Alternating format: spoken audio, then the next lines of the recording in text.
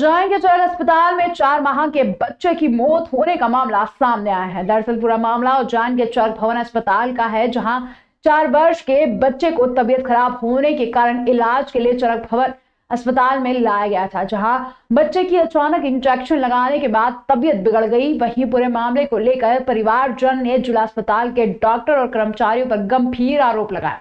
परिवारजन ने बताया कि बच्चे को 10 लग रहे थे। इसके बाद उसे स्वस्थ अवस्था में चरक भवन अस्पताल लाया गया, जहां डॉक्टर के द्वारा उसे इंजेक्शन लगाया गया। इसके बाद बच्चे की तबीयत ज्यादा बिगड़ गई और उसकी मौत हो गई। वहीं पूरे मामले को लेकर परिवारजन ने बच्चे की मौत के बाद चरक अस्पताल के डॉक्टर और कर्मचारियों पर गंभीर आरोप लगाए हैं।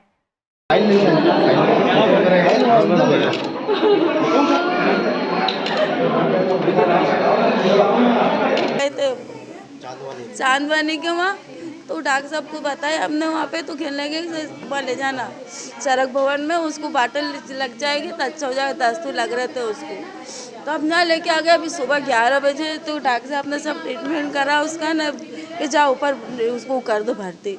तो उन्होंने पहली बात तो उनका कुछ चालू ही नहीं करा था इलाज, तो फिर जाके हमने बोला तो फिर उन्होंने इलाज चालू करा। तो 3-4 इंजेक्शन उसके ऐसे लगा दिए। तो मेरे से भी ऐसा क्यों हो गया, एकदम सुन क्यों हो गया ये, तो इसको बेहोशी का इंजेक्शन लगाया। तो ना फिर हमारे को मालवी डॉक्टर ने बोला कि इसकी मम्मी कहाँ है, तो उसकी मम्मी को टीबी की शिकायत है तो कि उसको बुलाओ ना, वो बड़ा अस्पताल ले जाओ। तो हम उसको उधर लेके चले गए। नहीं दादी इसकी यहीं पे ही थी, उसको रख के ना। अब उधर से हम आए इतनी देर में तो यहाँ पे ऐसा हो गया। किस हालत में लेकर आए थे बच्चों को? लेकर अच्छे लेके आए थे हम, बिल्कुल अच्छा खेल रहा था बच्चे से, 5 दिन भी कर रहा था, खेल रहा था इससे। हाँ वो कर रहे 10 तो लग रहे थे बस। कब से 10 लग रहे थे? कल से ज्यादा हो गए थे 10 तो इसको।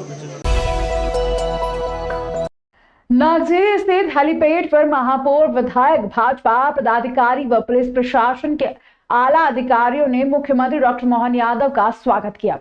सीएम ने विधायक व भाजपा नेताओं से हेलीपैड पर चर्चा की। मुख्यमंत्री ने कोठी रोड स्थित अटल उद्यान में चलाया स्वच्छता अभियान। कालिदास अकादमी में हस्तशिल्प मेले का किया शुभारंभ। जिले के विकास को लेकर प्रशासनिक भवन में की समीक्षा बैठक। प्रदेश के मुख्यमंत्री डॉक्टर मोहन यादव अल्प समय के लिए अपने गृह नगर उज्जैन पहुंचे। नागझीरी स्थित हेलीपैड पर पहुंचे, जहां भाजपा विधायक अनिल जैन, जितेंद्र पंड्या व डॉक्टर तेज बहादुर सिंह ने स्वागत किया। इसके साथ ही पुलिस प्रशासन के आला अधिकारी भी मौजूद रहे। यहां मुख्यमंत्री ने नेताओं से चर्चा की। इसके बाद वे कोठी रोड स्थित अटल उद्यान पहुंचे, जहां उन्होंने स्वच्छता अभियान के तहत झाड़ू लगाई व लोगों को स्वच्छता की शपथ दिलाई और संदेश दिया। इसके साथ मुख्यमंत्री का काफिला कालिदास अकादमी पहुंचा, जहां उन्होंने प्रतिवर्ष लगने वाले हस्तशिल्प मेले का शुभारंभ किया। इसके बाद वे कोठी पैलेस स्थित प्रशासनिक भवन पहुंचे, जहां जिले भर के जनप्रतिनिधि व पुलिस प्रशासन के आला अधिकारियों के साथ जिले के विकास को लेकर समीक्षा बैठक की। यहां मुख्यमंत्री ने निर्देश दिए कि कोई भी विकास कार्य नहीं रुके।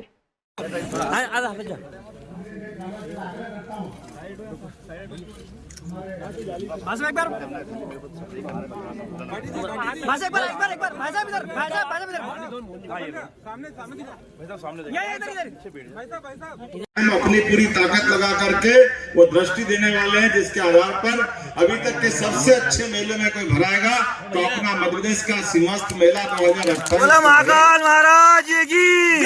और हम सब उसकी भूमिका बनाने के लिए अलग अलग प्रकार से आपके मन में भी कोई अच्छा आइडिया हो, विकास के मामले में अच्छा सुझाव हो, जो प्रदेश की बेहतरी के लिए अच्छा हो सकता है, और चलने वाली योजनाओं में भी कोई सुझाव और किसी प्रकार की कोई शिकायत हो तो वो भी आप बता सकते हैं। हम सब मिलकर के सारे के सारे लोग, जब चुनाव होते तो हम अलग अलग दल के लोग हो सकते हैं, अलग अलग भूमिका में हो सकते हैं, लेकिन चुनाव के बाद हम सब एक हैं, सब इकट्ठे हैं, और इकट्ठे होकर के जो अच्छा हो सकता है।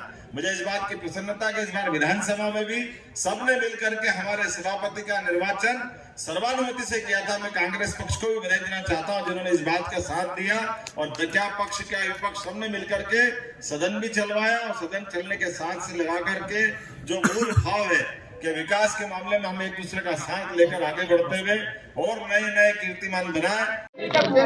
यशस्वी प्रधानमंत्री माननीय नरेंद्र मोदी जी ने विकास के मामलों को लेकर के सर्वोच्च प्राथमिकता दी है। मध्य प्रदेश सरकार विकास के मामलों को सर्वोच्च प्राथमिकता है ध्यान दे रही है। मेरा प्रयास है कि उज्जैन संभाग सहित सभी संभागों में, प्रदेश भर में विकास के सभी काम चलें। और ख़ासकर उज्जैन में तो 2028 में सीमस्त आ रहा है, कुंभ मेला आ रहा है। ऐसे में हमारे विकास के कामों को लेकर के तुरंत उस पर भी प्लान बनाने के लिए कहा है। और जो हमारे चलने वाले काम है, जो पूर्ववर्ती सरकार माननीय शिवराज सिंह जी चौहान के नेतृत्व में मंजूर थे, वो सारे कामों की गति बने।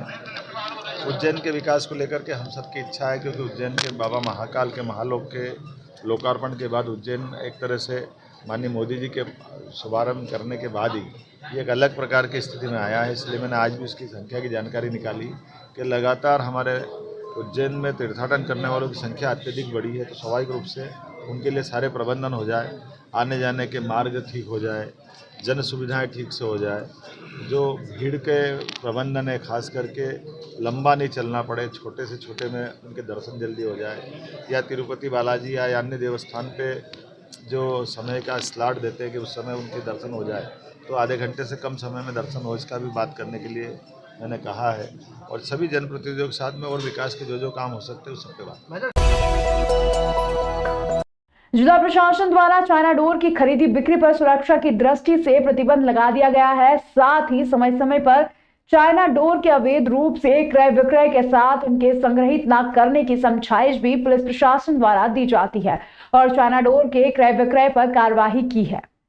इस बार भी चाइना डोर से होने वाली जनहानि को देखते हुए महाकाल थाना प्रभारी ने क्षेत्र के पतंग एवं डोर विक्रेताओं की पारू पतंग सेंटर तोपखाना में बैठक ली और सभी को चाइना डोर का विक्रय व संधारण नहीं करने की समझाइश देते हुए कहा कि अपनी अपनी दुकानों पर चाइना डोर का विक्रय नहीं होता है का फ्लैक्स लगाने की बात कही गई। साथ ही यह भी चेतावनी दी कि चाइना डोर की खरीदी बिक्री और उसका उपयोग करने वाले के खिलाफ धारा 188 भादवी के तहत वैधानिक रूप से कार्यवाही की जाएगी। बैठक के पश्चात थाना क्षेत्र स्थित पतंग दुकानों पर चाइना मांझा की चेकिंग भी की गई। वह फाटक ब्रिज पर सुरक्षा तार बंधवाने का कार्य भी महाकाल पुलिस द्वारा करवाया जा रहा है। पतंग व्यापारी मोहम्मद खालिक ने मीडिया से चर्चा करते हुए कहा कि प्रशासन करीब 5 सालों से चाइना मांझा न बेचने की मुहिम चला रहा है। पतंग व्यापारी भी हर वर्ष की तरह इस वर्ष भी पुलिस प्रशासन के पूरे साथ है। व्यापारियों द्वारा दुकान के बाहर फ्लैक्स भी लगाए जाएंगे जिससे लोग जागरूक हो।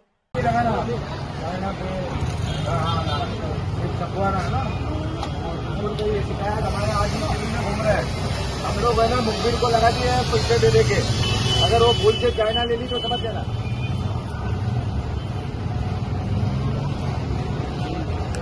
विगत समय श्रीमान कलेक्टर महोदय के द्वारा पिछले वर्ष की घटना को देखते हुए जो है धारा 144 के आदेश जारी किया जिसमें चाइना डोर को प्रतिबंधित किया है।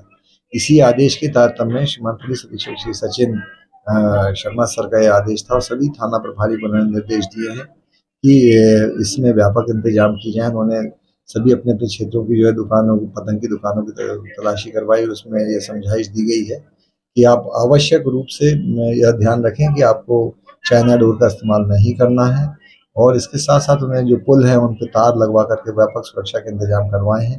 सभी थाना प्रभारियों ने इसको किया है और श्रीमान के इस निर्देशानुसार जो भी सुरक्षा के व्यापक इंतजाम है हम लोगों ने किए हैं और हम आश्वस्त हैं कि किसी प्रकार की घटना जो है मकर संक्रांति के दिन ना हो। सर किसी शख्स के पास अगर चाइना डोर पाई जाती है किस प्रकार की कार्रवाई? तो इसमें जो है हम 188 का इस्तिगासा उसमें पेश करेंगे और इसमें उनके विरुद्ध प्रतिबंधात्मक कार्रवाई भी करेंगे और यदि कोई घटना घटित हो गई और पाया गया कि ये इन्वॉल्व है तो फिर उसमें पिछले साल की ही तरह सख्त कार्रवाई जो है उनके आवास करवा की जाएगी। राष्ट्रीय सेवा व सांस्कृतिक संगठन हम फाउंडेशन द्वारा पहली बार महिलाओं को सशक्त बनाने के लिए कला, शिक्षा, साहित्य, संस्कृति, समाज सेवा, स्वास्थ्य, अध्यात्म एवं प्रशासन का अनूठा समागम 2 दिवसीय अखिल भारतीय मातृशक्ति सम्मेलन प्रथमा का आयोजन महाकाल की नगरी उज्जैन स्थित सामाजिक विज्ञान ऑडिटोरियम में किया गया। 2 दिवसीय सम्मेलन में देश की विख्यात राजनीति, कला एवं साहित्य तथा सामाजिक क्षेत्र की विभूति भारत के उच्च सदन राज्यसभा की उपसभापति सुमित्रा वाल्मीकि, पद्मश्री दुर्गाबाई व्याम व कालिदास संस्कृत एकेडमी के निदेशक डॉक्टर गोविंद गंधे, जिला वन अधिकारी किरण बिसेन आदि अतिथियों की विशेष उपस्थिति में कार्यक्रम आयोजित किया गया। कार्यक्रम के दौरान वक्ताओं ने शिक्षा एवं सांस्कृतिक, साहित्य एवं कला, खेलकूद, योग, अध्यात्म, स्वास्थ्य, प्रशासनिक सेवाएं, समाज सेवा के माध्यम से महिला सहभागिता की भूमिका विषय पर मार्गदर्शन दिया। संस्था के राष्ट्रीय अध्यक्ष ऋषिकांत चौधरी, मालवा प्रांत अध्यक्ष मनीषा पाटिल, सचिव सजनी कलोसिया एवं कोषाध्यक्ष शिल्पी शुक्ला ने बताया कि 2 दिवसीय कार्यक्रम में सांस्कृतिक कार्यक्रमों का भी आयोजन किया गया। सम्मेलन की अध्यक्षता संगठन की राष्ट्रीय संयोजक महिला सहभागिता डॉक्टर सुनीता पुरोहित कर्नाटक ने की। सम्मेलन में देश के लगभग 14 राज्यों से महिला प्रतिनिधि शामिल हुए। समाज सेवा के माध्यम से राष्ट्र सेवा करने हेतु संकल्पित विशिष्ट जनों का संगठन हम फाउंडेशन भारत संपूर्ण भारतवर्ष में मानवता की सेवा का कार्य कर रहा है। राष्ट्रगान विवेकानंद को जानो प्रतियोगिता, मिशन हरियाली, समग्र ग्राम विकास योजना, मेरा गांव मेरा देश, भारतीय शिक्षा एवं अनुसंधान, बाल एवं युवा कल्याण, महिला सशक्तिकरण, दिव्यांग सेवा, स्वास्थ्य सेवा में विशेष रूप से भारत के 16 राज्यों में कार्यरत है, जो कि मध्य प्रदेश में एक श्रेष्ठ सेवा संगठन के रूप में स्थापित हो चुका है, जिनके प्रदेश में 165 से भी अधिक शाखाएं सेवारत है, जिसके अंतर्गत बहुत सारी राष्ट्र गतिविधियां होती हैं। राष्ट्रीय कार्यक्रम प्रकल्प है यहाँ पर बने हुए हैं।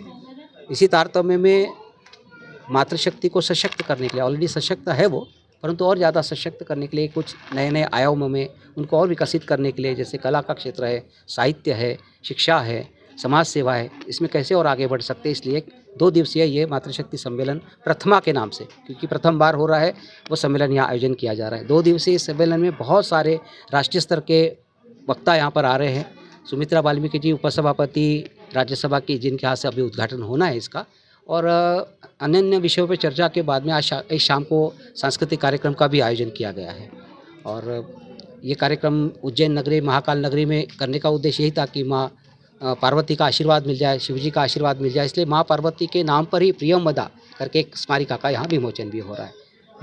मैं विषयों पे चर्चा अधिक हो सके, संपूर्ण विषय, कला का क्षेत्र, साहित्य का क्षेत्र, शिक्षा का क्षेत्र, आरोग्य का क्षेत्र, सभी विषयों पे इस पर चर्चा होगी और महिला उसमें क्या क्या सहभागिता कर सकती है, उस प्रकार से उस पर मार्गदर्शन देंगी।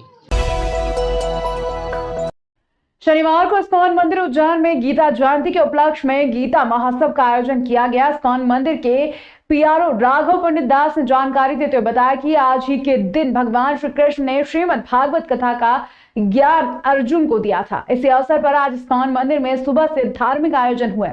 साथ ही जिन भक्तों ने श्रीमद् भागवत गीता निःशुल्क वितरित की, साथ ही सुबह से श्रीमद् भागवत पर प्रवचन तथा संपूर्ण गीता श्लोक का पाठ और गीता दान महायज्ञ आरंभ किया गया, जिसे कृष्ण किशोर प्रभु ने संपन्न कराया। इस महायज्ञ में उन्हें यजमान होने की पात्रता मिली, जिन्होंने 51 गीताएं स्कूल और कॉलेज के छात्रों को वितरण करने के लिए प्रयोजित की है तथा जिन्होंने 101 से ज्यादा गीताएं वितरित की है। उसके पश्चात भजन, कीर्तन एवं प्रसाद हुआ। कार्यक्रम में बड़ी संख्या में देश विदेश से आए श्रद्धालु जन शामिल हुए। धार्मिक आयोजन के दौरान मंदिर में गर्भगृह की वेदी और मंदिर हाल को श्रीमद् भागवत गीता से सजाया गया था।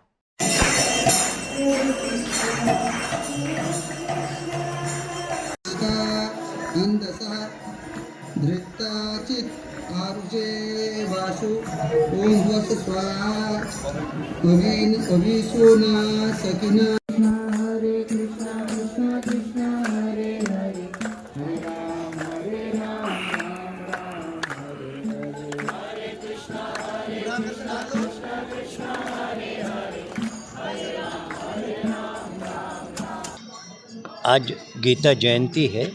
आज के दिन, आज से लगभग 5126 वर्ष पूर्व भगवान श्री कृष्ण ने अपने मुख से भगवान की इस वाणी का स्वयं अपने मुख से कहा था। इसीलिए कहते हैं भगवत गीता, क्योंकि उन्होंने अपने मुख से इसे कहा था। और इसके उपलक्ष्य में फेस्टिवल का आयोजन किया गया है, गीता फेस्टिवल, जिसमें सुबह से प्रवचन हुआ, तत्पश्चात पूरी गीता का श्लोकों का पाठ किया गया और अभी यज्ञ का अनुष्ठान हो रहा है। पूरे मंदिर को सजाया गया है, सब दूर गीता सजा कर रखी हुई हैं, आप देख रहे हैं। और साथ ही साथ जिन लोगों ने गीता को प्रायोजित किया है 51 गीता या 101 गीता जिन्होंने वितरित किया है, उन सबको इस यज्ञ में, गीता महान यज्ञ, गीता दान महायज्ञ में यजमान होने की पात्रता प्राप्त हुई है।